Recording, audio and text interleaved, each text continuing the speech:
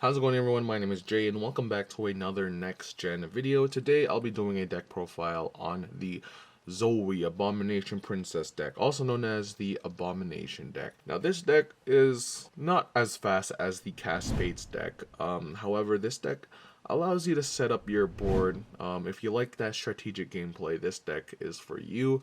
So we're going to start off with your boss monster here. We're going to be running 3 Zoe the Abomination Princess. Now this card can be played if there are more than 4 different villain characters on your side of the field. You can notable call this card, and it's very good. The stats are 12 armor, 5 attack, 6 speed. So it's pretty fast, not as strong, but it's very durable. It could block most big attacks, but I would not use it as a stack, obviously. Mainly only to use it for just blocking big damages. So this card is actually really good as well, because if it's sent to the Fallen, you can notable call 3 Gen 3 or lower Abomination cards. So if you set up your Fallen just right, you can notable call and storm the field if your opponent takes this out. It is your boss monster, I would say. The next card is not an Abomination card, but it is Alexi the Living Puppet. Like, once per turn, you can pay 5 life points to notable call a Gen 1 1/1/1 puppet token. It's not strong, obviously, but if you can sacrifice 2 of those tokens, you can take control of an enemy character, and that's permanent. So it is a good card to have when you're lacking in strong troops. You can target a character on the field and take control of it. It's basically pay 10 life points to take control of an enemy character. You gotta wait 2 turns for this, but I think it's worth the wait for it. And it's also a good. Its stats are really good: 9 armor, 8 attack, 6 speed.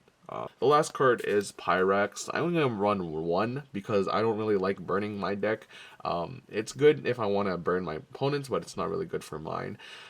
Basically, if I deal damage to my opponent, they must burn the bottom card of their deck.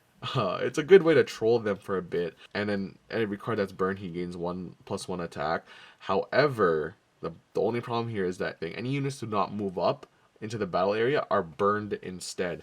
So basically, if I had these guys in the back and I didn't bring them up during the battle phase, they would be burned, and I would not like that. I mean, if I'm setting up for him to have high attack, then sure, but the problem is he has 8 armor, so I don't really want to abuse him too much with that combo. But late game, it's good. It's good because, or when your opponent's trying to set up behind, and you don't want them to, like, they don't want to bring people up, then it's good to have, because it forces them to bring them up, and then it forces them to battle. We're gonna go into the Gen 3s now. We're not running that many Gen 3s actually. First Gen 3 we're gonna be running is the Great Abomination. This is one of the newer cards. The Abomination cards got support cards in the second set here, but this card can only be noble called from your hand if there are 4 or more Abomination units in your Fallen. Necessarily saying that if you want to notable call it, then there has to be 4 or more Abomination units in your Fallen, but you can normal upgrade it.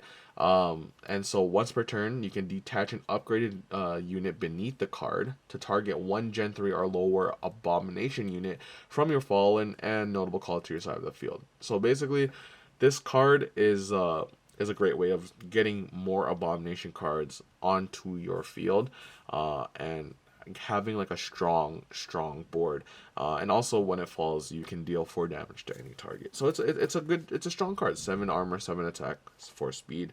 Abominations aren't fast, but they deal a lot of damage. The next card is Abomination Rogue. We're gonna run 3 of them. They are a classic Gen 3 beater villain card. When this card is notable called to the field from the Fallen, then you can deal 3 damage to 2 other non-Abomination characters. I would say his stats are incredibly amazing. 6 armor, 7 attack, 5 speed for the Gen 3. When set 1 was out, this card was possibly the next boss monster that you did not want to face. Gen 2s, there's actually a couple. We're going to have 3 Abomination Wallor. So this card is good for blocking. When this card is used to block for an attack, it blocks for the whole amount. So let's say that your Zoe is being attacked, or your Abomination Rogue is being attacked by a high amount, and you don't really want to stack too much, right? A Wallor will take care of that, and he will block all the amount, and you'll be a-okay. So it's just a really good card to have for defense. The next card we're going to be running is Abomination Magician.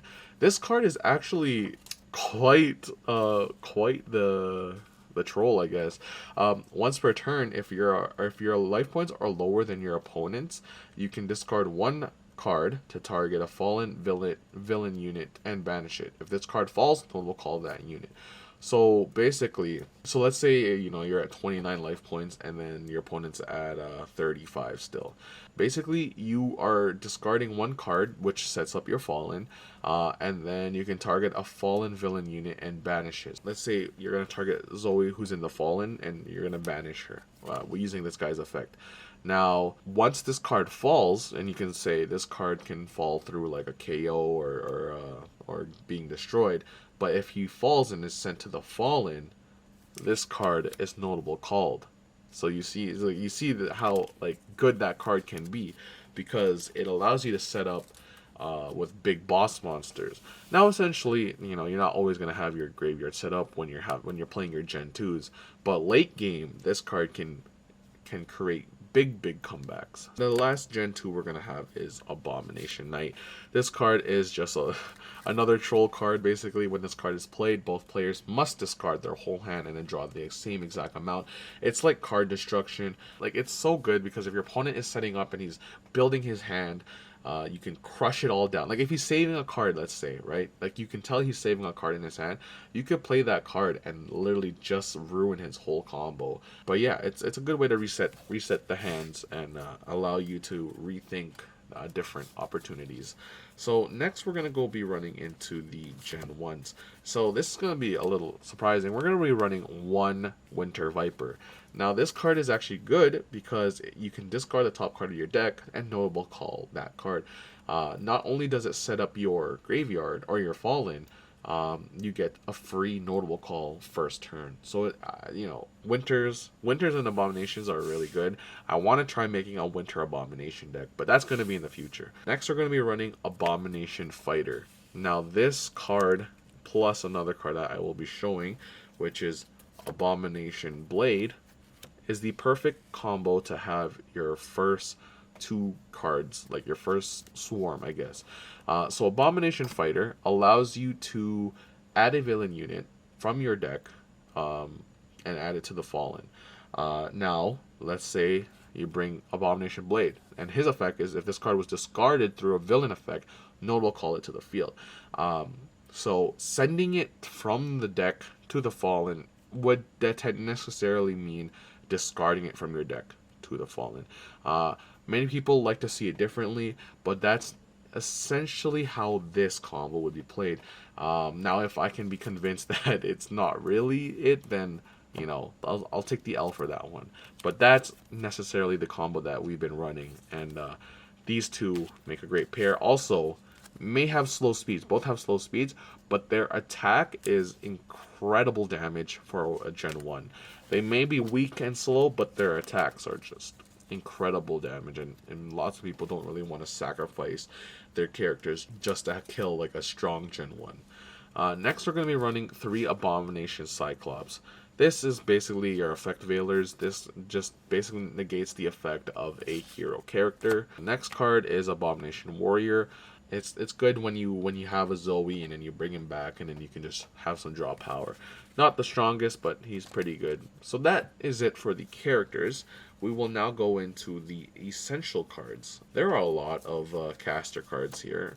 Obviously, the one being Super Deep Impact, a very important card. Destroy all cards on the field. It doesn't get simpler than that. It's your black hole. It's your board removal. Your next card is Mark of the Death Dragon. Now this card is actually really good. You search your deck for a Gen 1 villain character and you notable call it to the field. That gives you a free swarm. If you want to bring in that combo that I mentioned with the Abomination Fighter and Abomination Blade, you can notable call Abomination Fighter, use its effect, notable call that, and you still have a free normal call and an upgrade too, because you can upgrade a notable call card. So it's a very good card to have for villain decks. Your next card is To the Real Hat Tricks. Hat Tricks, if you're lacking in character cards, or if you're gen locked, you want to have this card because it allows you to kind of get the cards characters you need in order to continue building your thing. Especially with my deck, since there's only 6 Gen 3s. If I'm lacking in Gen 3s and I can't really get to the Gen 4, then I can just get that. Either way, you know, there are different ways to bring them up, like adding. Next is Ice Pop. Ice Pop just allows me to search a Gen 1 character and it'll call it from the unit to the side of the field. It's basically a weaker version of Mark of the Death Dragon. However, if it allows you to swarm the field, you know, when you have a Gen 2, then go for it, you know. Next is Ice Crazy. All players must sacrifice a character. If your opponent has 1 character and you have like 5, it's a good way to just kind of seal the deal, basically. Next card is Lost in the Forest. Lost in the Forest is self-explanatory. You just want to negate attacks directed towards your life points for 4 turns, basically. The next card is Backup Plan. This is an essential card, I would say. The targeted character gains immunity for 1 turn. So if your opponent wants to take kind of like take control of your character, stun your character, destroy it, they can't. Basically just has immunity for that 1 turn. Next is Nightsky. Nightsky allows you to search your deck for a Gen 1 character and add it to your hand. If you're lacking in Gen 1s, this is a good card. And last but not least, the Thief of the Night. That's our last caster card. Basically, we can just add 1 card from our Fallen and then put it in our hands. So, good card to have when you want to kind of recycle a card from your Fallen and then put it back into your hand. We just running 1 weapon. We're running dual swords. This just basically gives us an edge because since we are slow, we want to kind of have some characters to attack first. Like let's say like that 0 speed, you know, Abomination Fighter. You know, they might have slow speed, but if you equip dual swords, easy peasy lemon squeezy, they're gonna attack first, and your opponent has to respond to that. Now we're gonna go into prompts. Broken Mirrors, easy. Yeah, it's like a mirror force. If your opponent declares an attack, you can play this card, destroy all characters. Good board removal as well if you want. The next prompt card is Banishing Portal. This stops cards like Cascade decks that want to keep notable calling cards. It's like, no, dude, you gotta stop. Banishing Portal allows you to banish those notable call cards. The next card we're gonna have is Vandalize. Vandalize negates the effect of a caster cards. Again, this is like good for cast spades. Caster cards are my bad. Yeah, caster cards are very annoying. They are what kind of sets the boards as well. So you know you want to have some negates on those casters. And the last card of the deck is Execute. It's a good prompt card for late game when you still have your Gen 4s or Gen 3s. If your opponent deals more than 5 damage to you, play this card and you can execute 3 of their characters without any problems. Execute just automatically just destroys them regardless of their effect. So it's a very strong card for late game. That's why it's a 3 cost. That pretty much settles the deck profile for the Abomination Princess, the Abomination deck. I like it. I enjoy it. That is it for the deck profile. Let me know what you guys think about it. Let me know what deck you want to see next. Set 3 is coming out as well soon, hopefully in like February. Just gotta see what happens with that. But yeah, that is it for the update. Thanks so much for watching, guys. You guys have been a lovely audience. My name is Jay, and I'll catch you guys in another day. Peace.